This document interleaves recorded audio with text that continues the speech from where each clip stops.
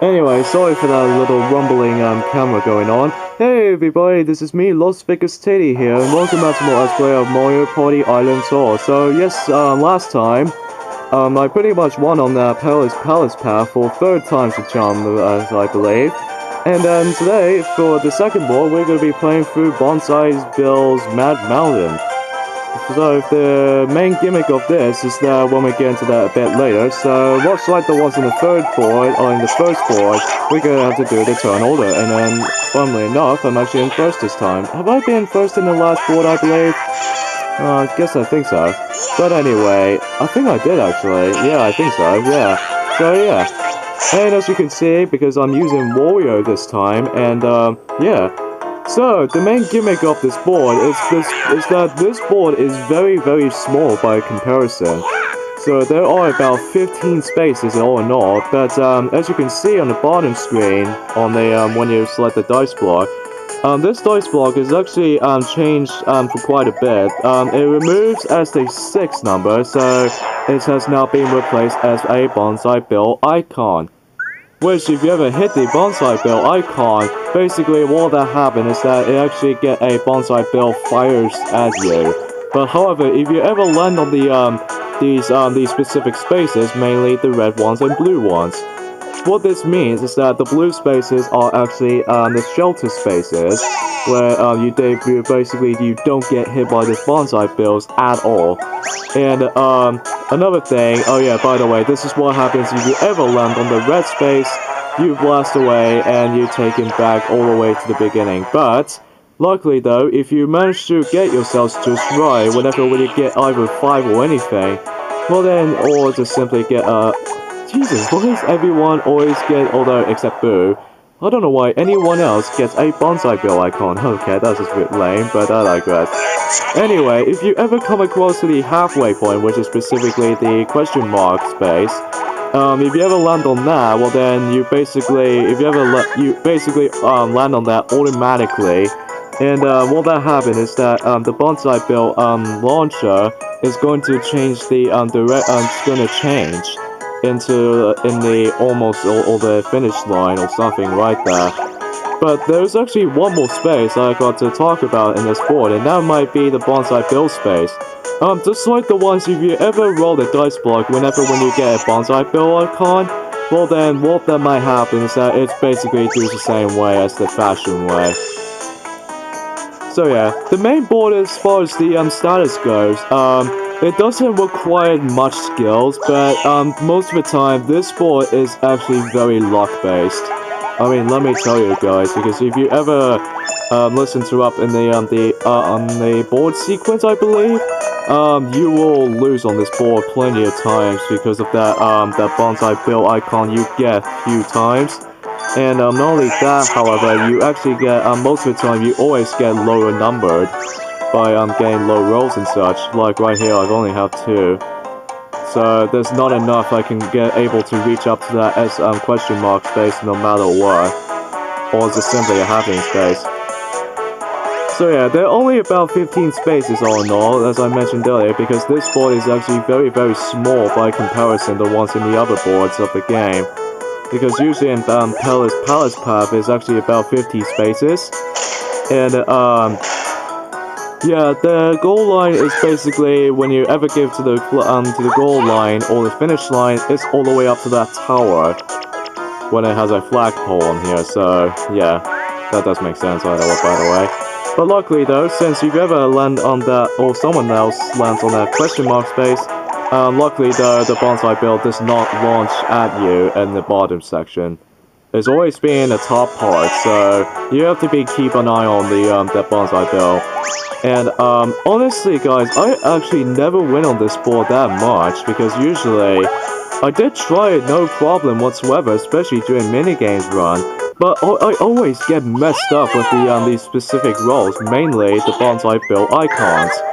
So overall, I think this is probably one of my least favorite boards in the game, not only because it's all luck based or anything, it's just that every time I always lose on that board many times. But I digress. Alright, so new minigame is find it first. You're gonna have to use the starters for that one, which I always take it now. Match the creature on the top screen by tapping the accolades panel on the touch screen as quickly as possible. So whoever finds the creature first, who gets the most points. That's what they're showing in the demonstration. So all I have to do is just find the spiny, and yeah, it just shuffles quite a bit. So the penguin is obviously in the top right corner, so it's pretty easy to find. Whoa, you two, Bowser Jr. and Waluigi, you seem to be quite slow. Anyway. The Zab, it's right there. But sometimes the computer opponents, especially on normal, they always attempt to go slower anytime, but honestly, I just don't find that much noticeable. But again, I wish there was more like a difficulty, although you can change the difficulty quite a bit, like, if you start the board up, well then, yeah. Anyway, in order the award when you win the minigame is actually quite different.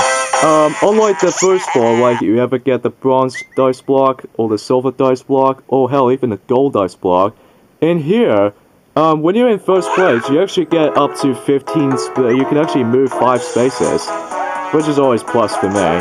And, funnily enough, if you're in second place, you actually move up to 3 spaces.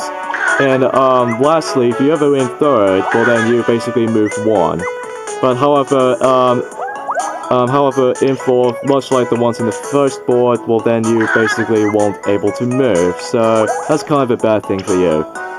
But at least in Mario Party 9, it only, awards you, for 1, mini-star for, if you're in 4th place or not. So, yeah, that's kind of obvious.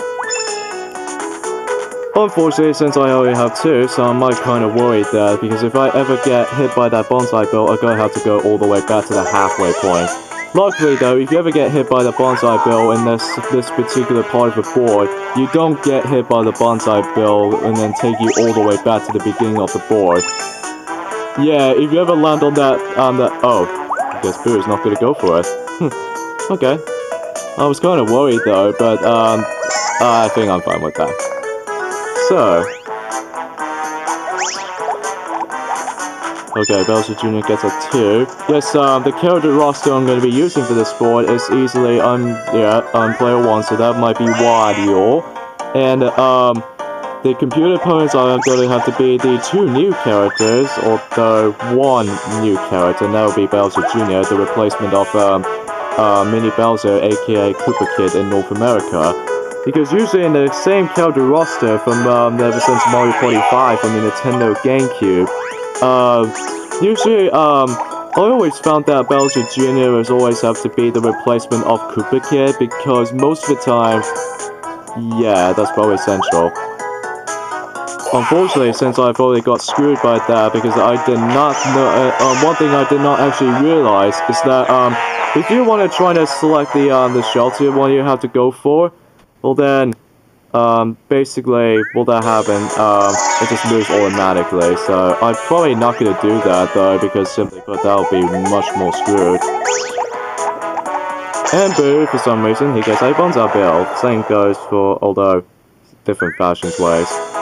Anyway, and, lastly, for that, status, for that minigame, it feels kind of mixed bag, because, usually, on, you get quite a few minigames if you ever wanted to get to the first place or the finish line, etc. Sometimes you gotta have to, like, well, you gotta have to, like, win it specifically.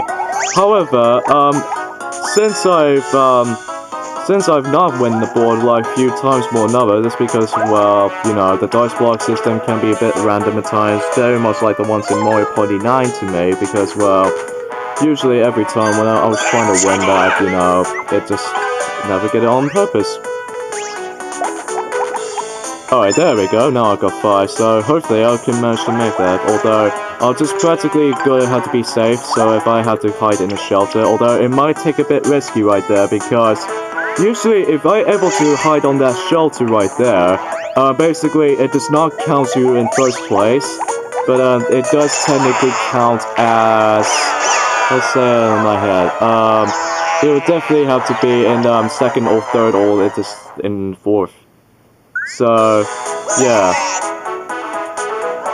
And the reason why this board is so short, because usually in the playtime in this board, it actually takes you about 15 to 30 minutes. Between 15 minutes is because of the bullet bill or Banzai build system, and another thing, for that 30 minutes, it goes even much longer, because you every time, when opponents get every single Banzai builds, it always does that at times. So, anyways. Anyway, as soon as when there's a bonus, as far as the bonuses, as far as this main goes, when it reaches to turn 9, basically it just gets up to add amount of values on these steps. So, yeah, that's kind of a cool thing. I just might have to go for the, second or first, I believe, although unfortunately I don't want to let Boo to win this one. Anyways, new minigame, Beat the Buzz, aka amp my style. Avoid the amps to be the last one standing. Oh yeah, I did not mention the previous minigame I played, which is actually called Find It First. It's also known as Tap Dash from the North American translation. But anyway. This minigame is very similar to the likes of the flame minigame on Mario Party 3, on the battle minigame. But, oh yeah, as well as the shock minigame from duel category in Mario Party 5. And basically, you don't able to get zapped, because if you ever get zapped, well then you out, basically.